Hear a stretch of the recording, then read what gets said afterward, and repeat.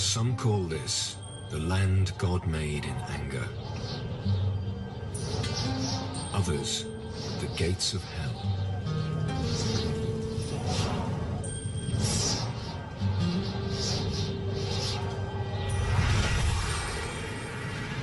Scorching heat. Shimmering mirages.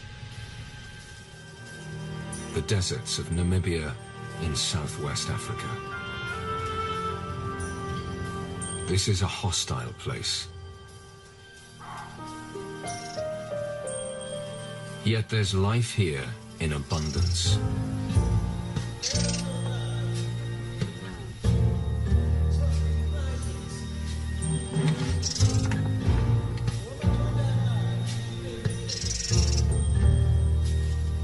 How do these creatures survive?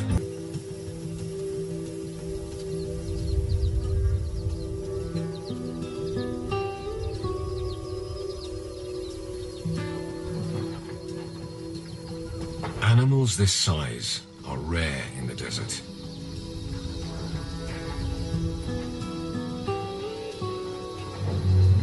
Large bodies need huge quantities of food and water. In the deserts of Namibia, both are in short supply.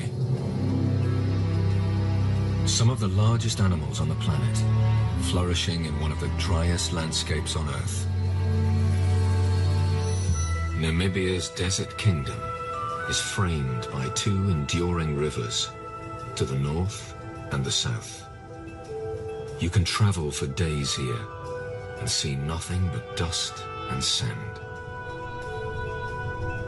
The secret to survival in this barren landscape lies in these vast dry valleys cut through the land.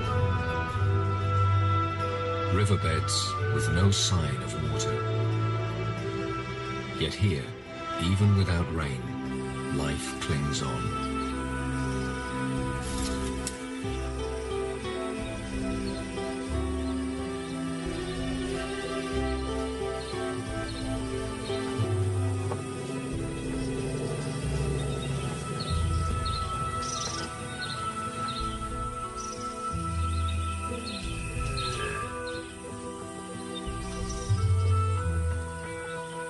These rivers of sand are the desert's beating heart.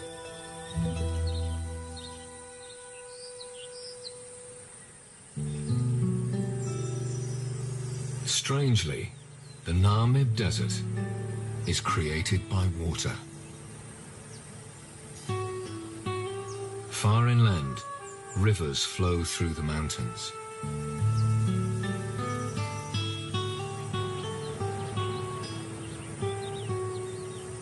This is a land of rock and water.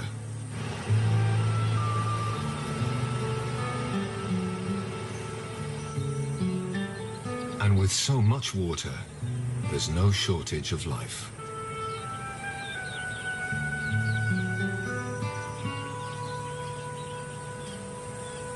Rock hyraxes make their homes on the steep valley sides.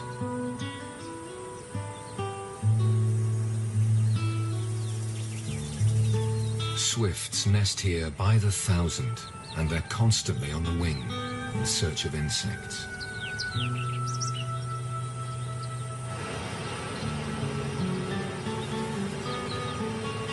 Over millions of years, water wears away the rock.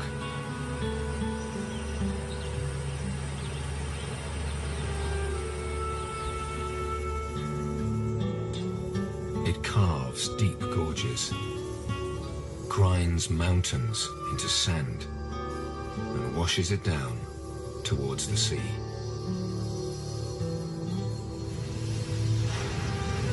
Eventually, sandy sediment flows from the river's mouth and settles on the ocean floor. Here, a new force takes hold.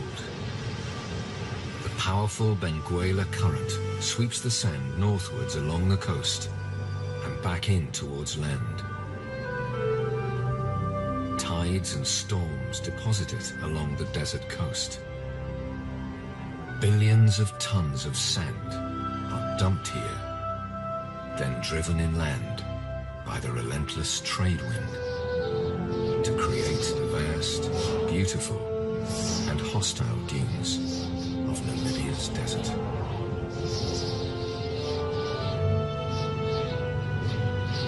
No rain. No water.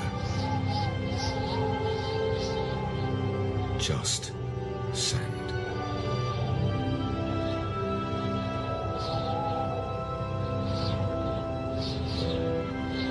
It blows across the empty plains, swirls through the dry valleys that cut through the desert.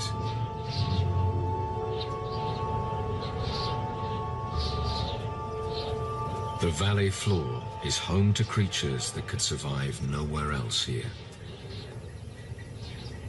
Springbok, oryx, even elephants.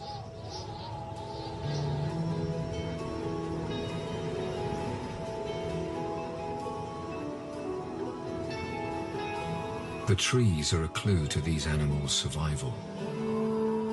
Plants cannot grow without one vital ingredient. Somewhere here, there is water. It's so dry in the Namib Desert that water usually only flows down these sand valleys for a month or two each year.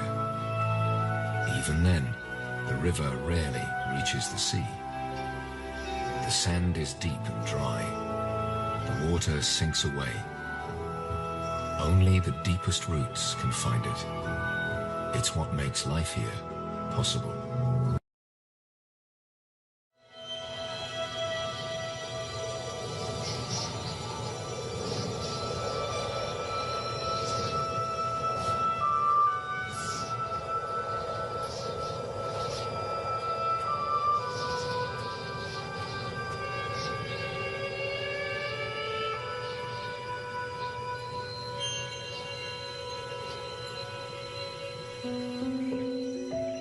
In the Sand River, in the cool of the morning, water condenses on the leaves.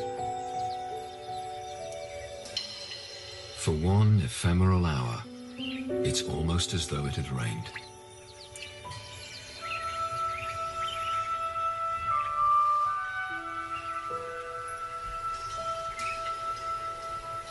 But soon, reality returns.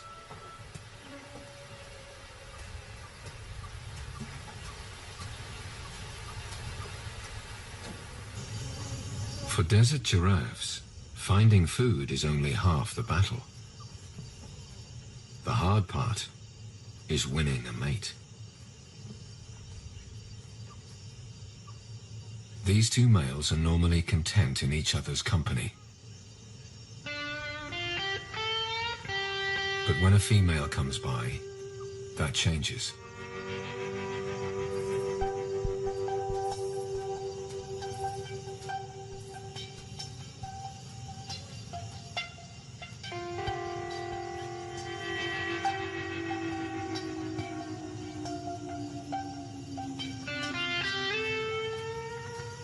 Male giraffes impress females by sparring.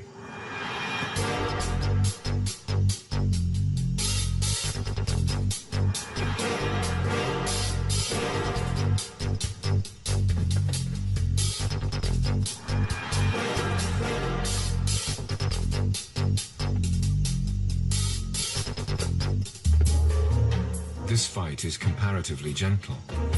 They can be brutal. The female's not impressed.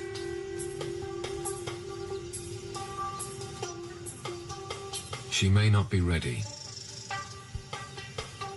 Or perhaps she's aware that they're not alone.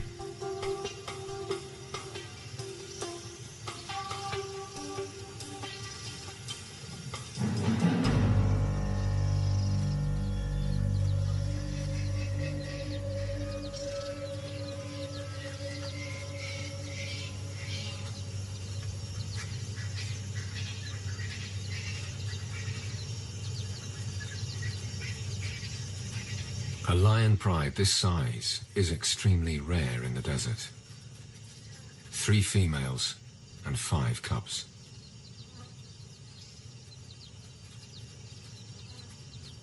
There is enough prey for them, but these desert lions have been persecuted by humans to near extinction. Many of the animals that remain now wear radio collars. Tracking the pride provides some small measure of protection.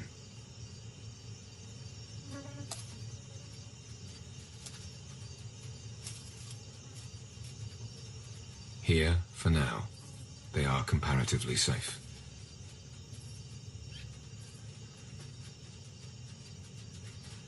There's time to play in the cool of the morning. There's a whole world to explore.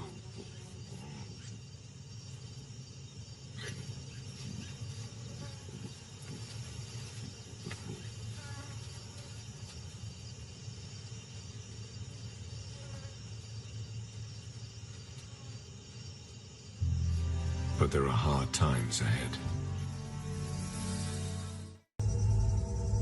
One day the river will flow again. But first, it must rain in mountains hundreds of kilometers to the east.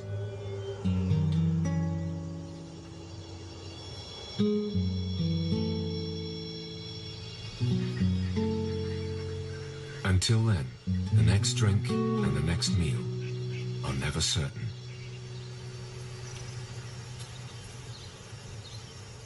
The lion cubs are about 5 months old. They need fresh meat every few days, or else they'll starve.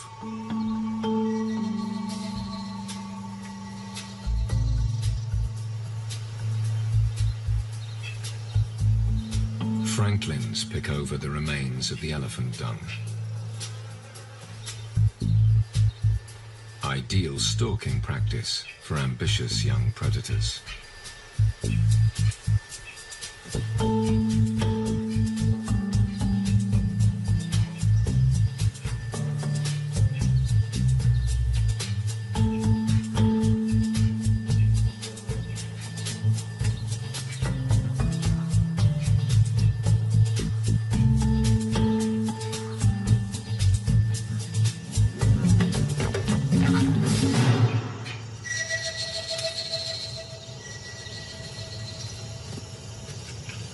Luckily for the birds, the lion cubs are easily distracted. These youngsters still have a lot to learn before they can kill for themselves.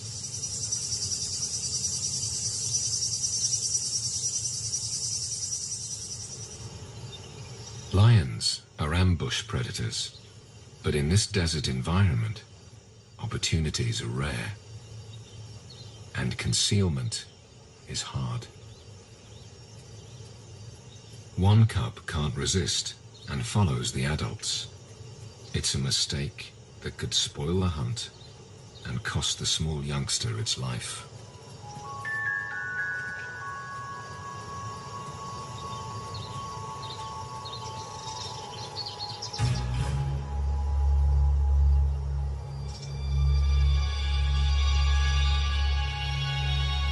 An oryx is heading towards them.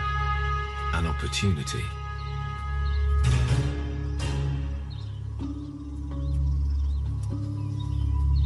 The lionesses split. 2 females hide behind a rocky outcrop. The other takes the direct approach, and the ambush is set.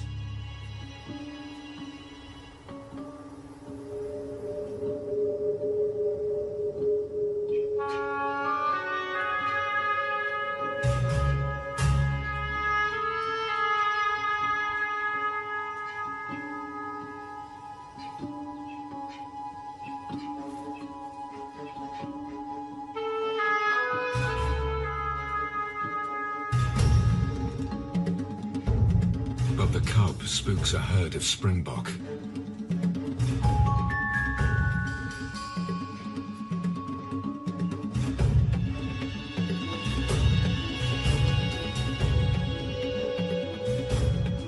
For the lone female, the moment is lost. Or is it? The other two are hidden just around the corner. For the Sand River lions, 9 out of 10 hunts ends in failure.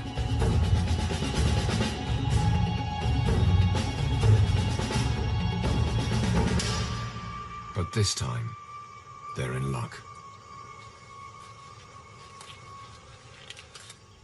The females will eat their fill, then bring the cubs in to feed on what remains. But while most of the cubs wait patiently for the females to return, their sibling is lost. The lionesses return.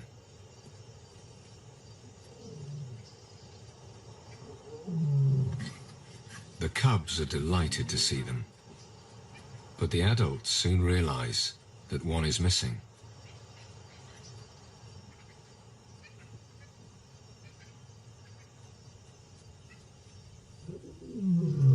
They call for the missing cub.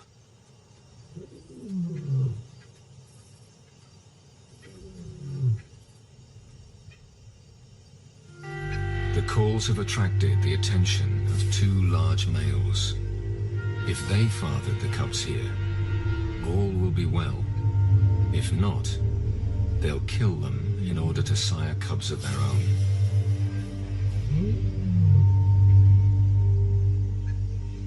All alone in the bush, the stray cub is an easy target.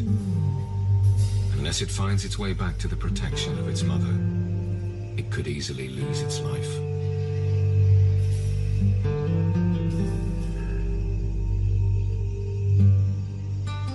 The sun sets after another dry day in the Sand River. The land perpetually waiting for rain. A world balanced on a knife edge between life and death.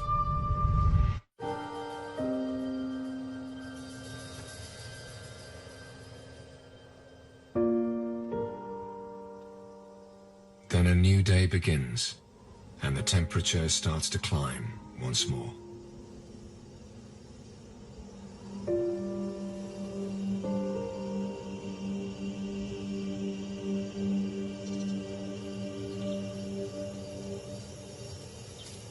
Mousebirds warm themselves in the morning sun.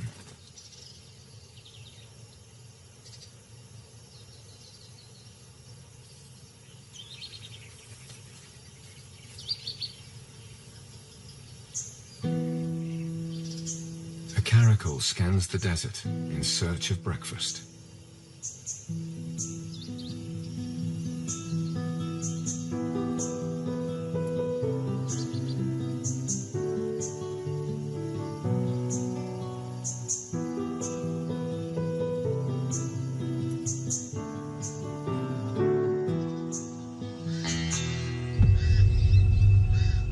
Pied crows mob her.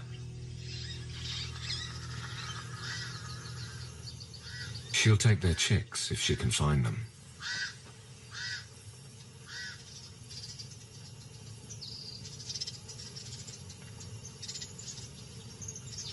Unlike the lions, the caracal hunts alone. Her huge ears can detect even the smallest movement in the undergrowth.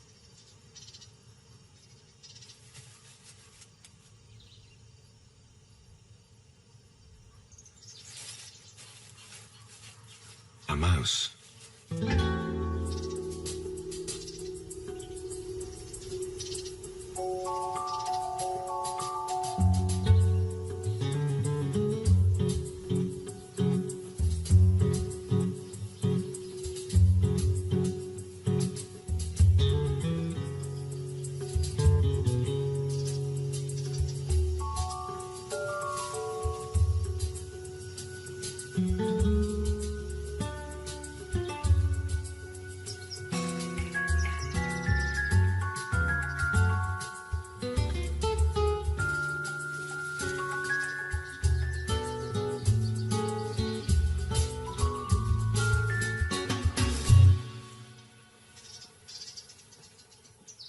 The caracal gets both food and moisture from a single meal.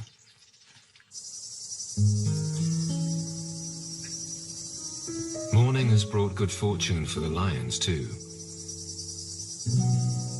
The males have stayed away. It's a sure sign that they are the cubs' fathers. If they weren't, by now the cubs would most likely be dead.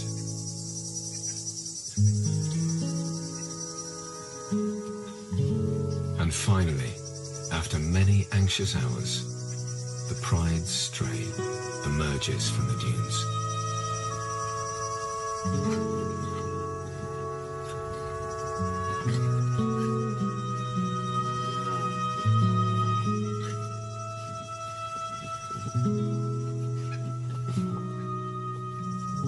A joyful reunion amongst the parched and tangled roots.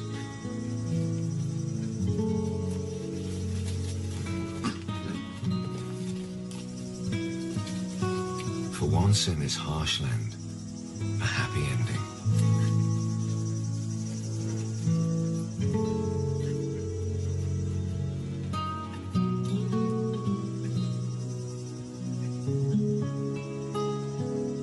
The males continue their long march around their territory, checking for intruders.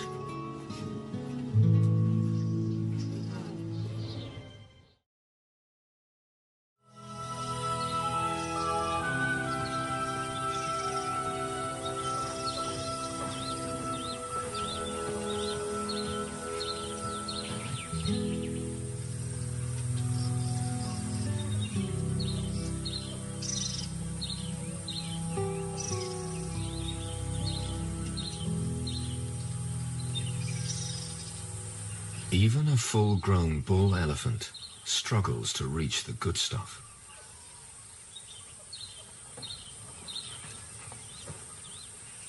It's time to get creative.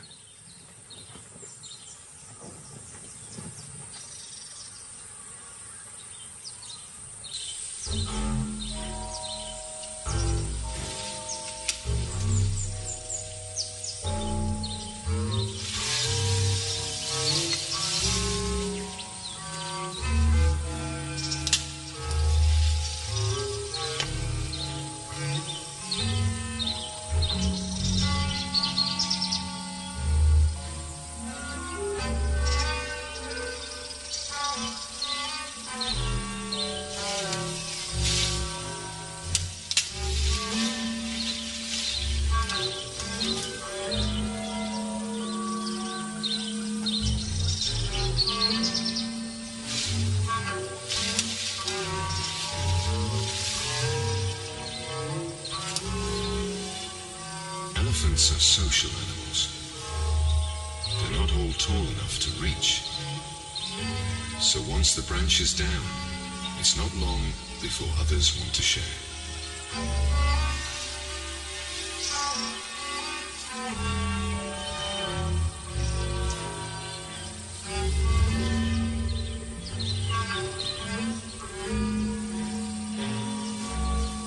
The bull's having none of it. Well, maybe he could let the youngster have just a bit.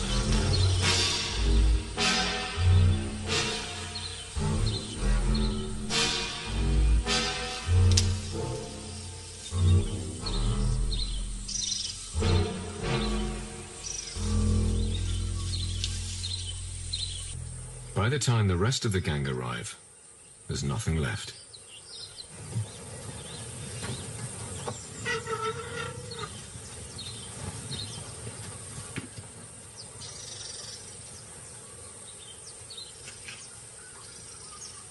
The fact that so many elephants can live here is testament to their extraordinary survival skills. The babies of these desert elephants suckle from their mothers for up to 7 years, much longer than their cousins on the savannah. Without that, it's unlikely they'd survive.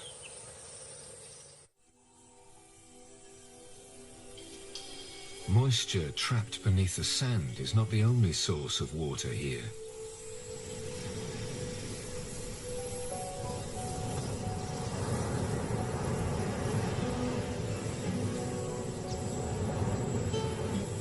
The same trade winds that create the dunes also nourish the plants.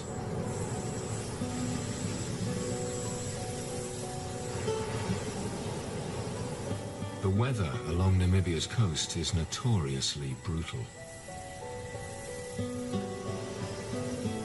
The shoreline is littered with wrecks.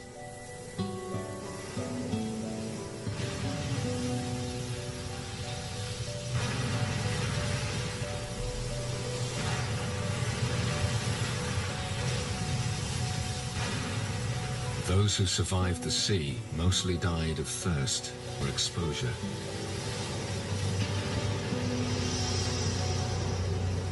The few who lived to tell the tale gave this shore its name, the Skeleton Coast.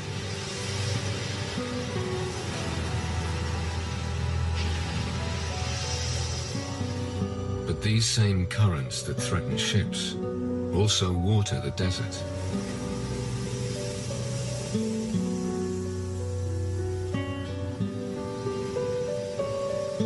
Cold seawater is heated by the warm desert shore.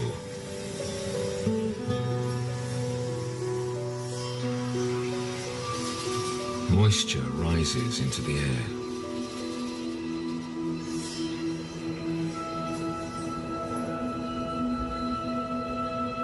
From time to time, the trade winds blow this humid air inland.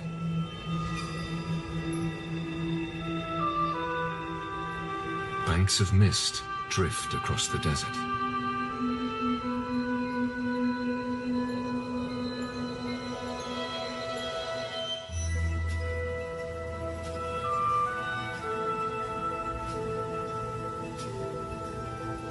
The Sand River has been dry for almost a year.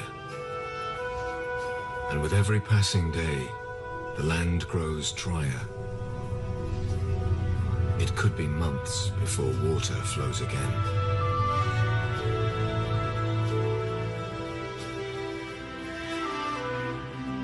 Yet life goes on.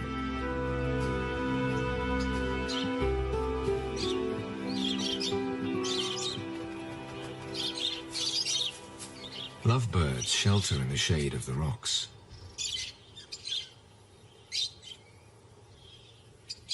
There are still seeds for them to feed on, and a new generation of lovebirds to create.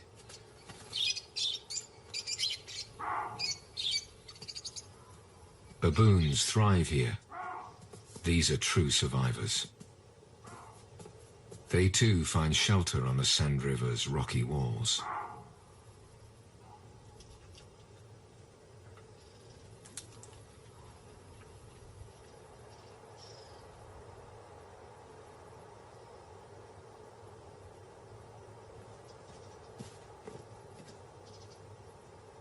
Fruits and leaves provide welcome moisture.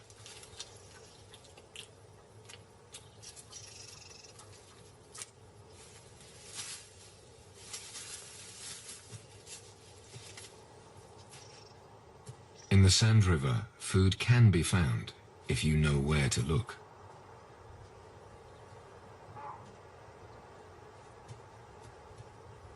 The older, more experienced baboons rarely go hungry.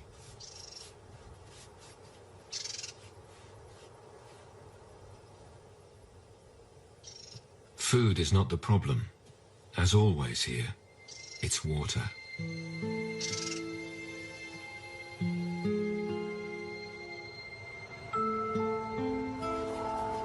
A meerkat family finds just enough to eat on the slopes above the valley.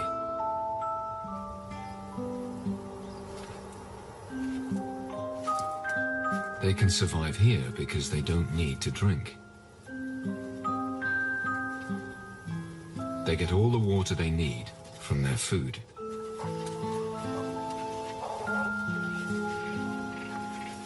It's a small family, just 5 adults and 3 babies. It's all the land can support. Life is far from easy.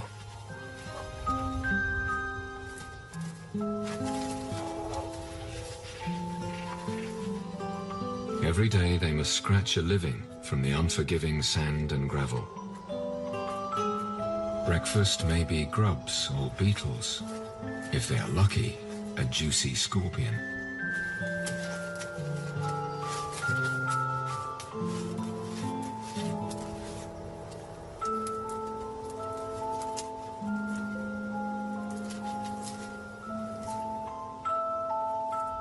Just as the insects make it possible for meerkats to live here, so the meerkats make life possible for others. They must watch for foxes, jackals, snakes, and for danger from above. Eagles patrol these skies. This one has already made a kill. But it's not from their group. For now, the skies are safe.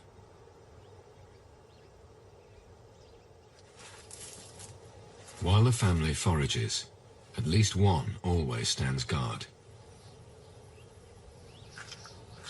An alarm bark.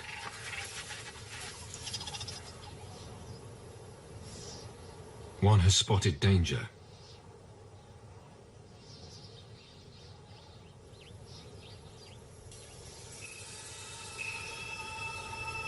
This Cape fox is uncomfortably close. He may just be resting, or he could be contemplating breakfast.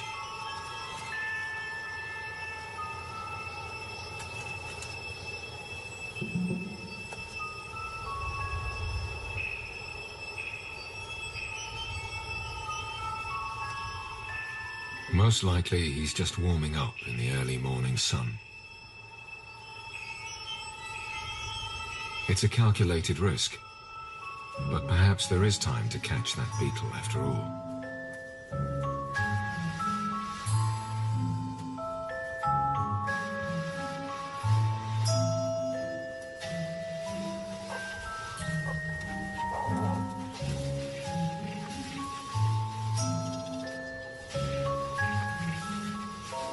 In the end, the family decide that the fox is just too close for comfort.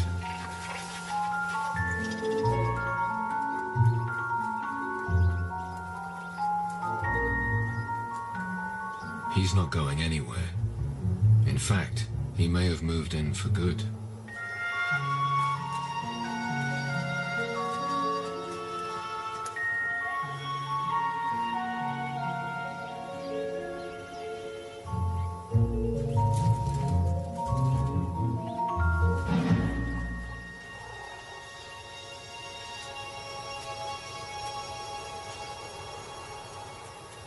This may be a safer home. The rocky outcrop will help shelter them from the sun and from predators, for now. But inevitably, predators will find them again. Life in the Sand River means constantly moving on.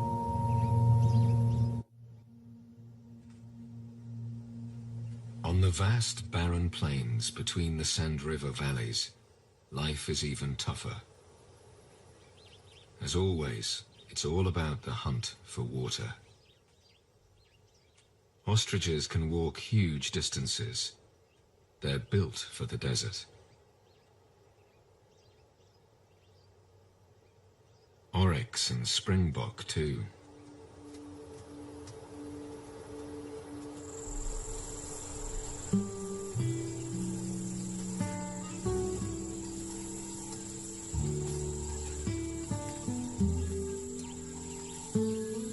They're in search of a rare desert jewel.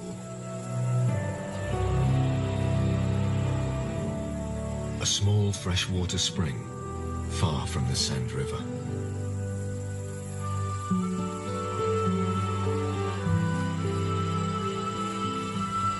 For the animals that can get here, there's a trickle of water all year round.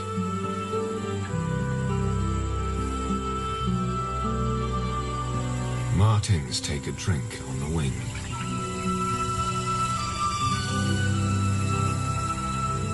Sand grouse fly in from up to 60 kilometers away.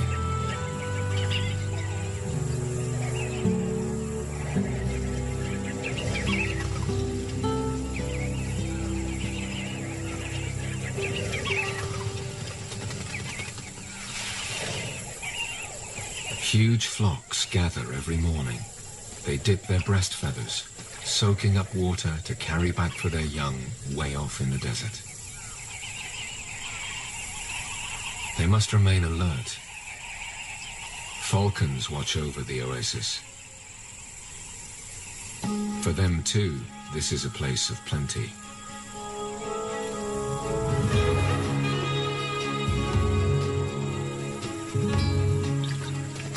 The grouse see the predator coming. They scatter.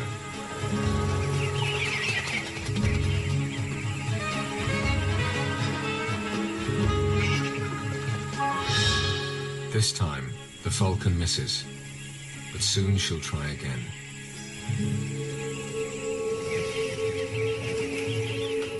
This time, the falcon doesn't miss.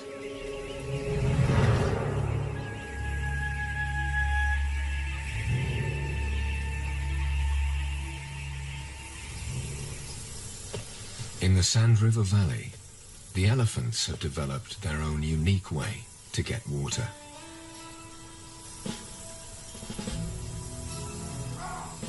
The trees have deep roots. They're proof that there is water here. The only problem is reaching it. The baboons grow excited when the elephants arrive.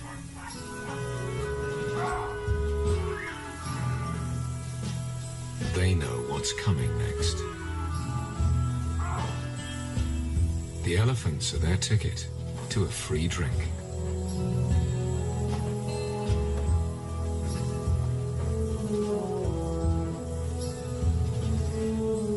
These huge bulls know the desert well, and their sense of smell is powerful enough to sniff out the smallest amount of water, even buried underground. When he's pinpointed the spot, the bull begins to dig.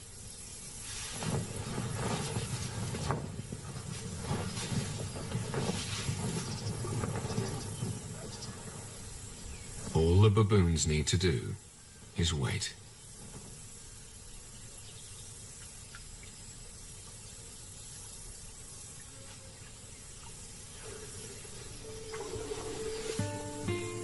About a meter down, the elephant finds what he's looking for.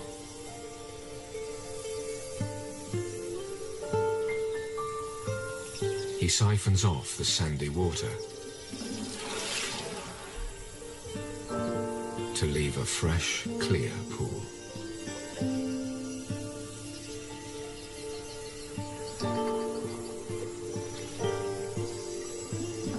The elephants of the Sand River know all the places to dig.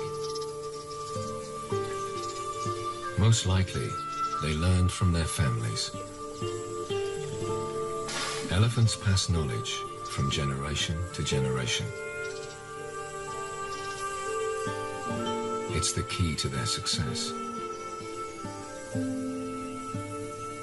The baboons wait for the elephants to leave the freshly dug wells. Even an eagle welcomes a drink of fresh water in the desert.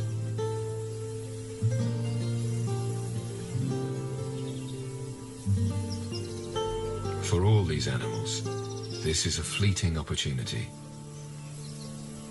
All too soon, these wells will run dry.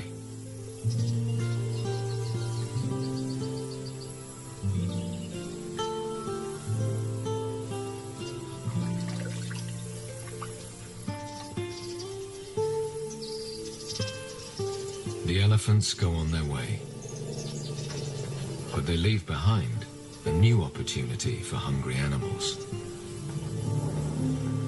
Their dung. The elephant's digestive system is very inefficient. Their dung contains plenty of nutrients they couldn't digest.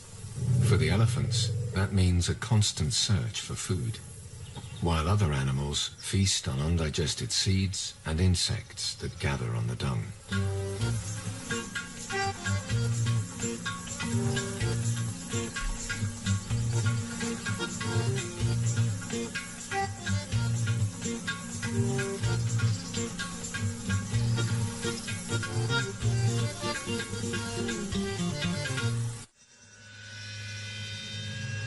Soon the last drops of water and the last scraps of dung will be gone.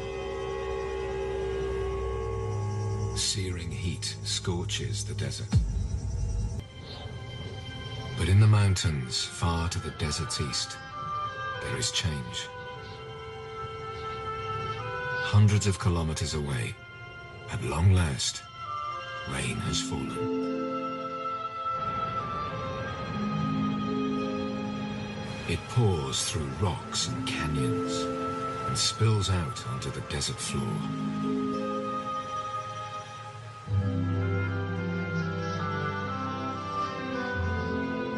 In the Sand River, there is a familiar harsh blue sky. Finally, many hours later, the river comes to life.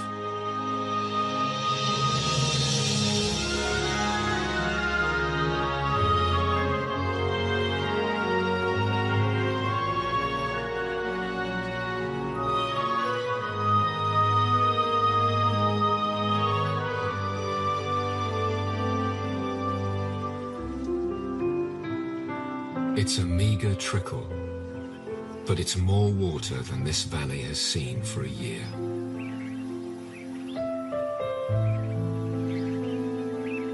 The lifeblood of the Namib Desert.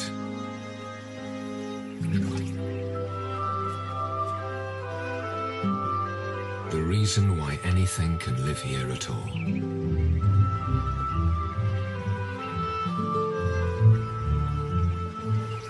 The water will soon soak away. It will pool amongst the rocks below the sand.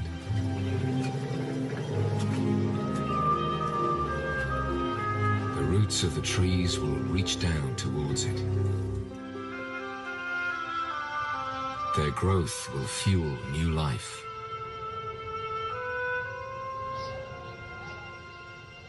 The Sand River is renewed.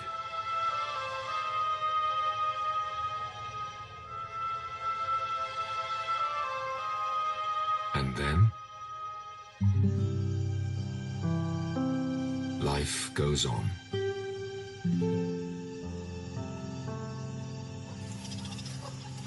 The future here is always uncertain.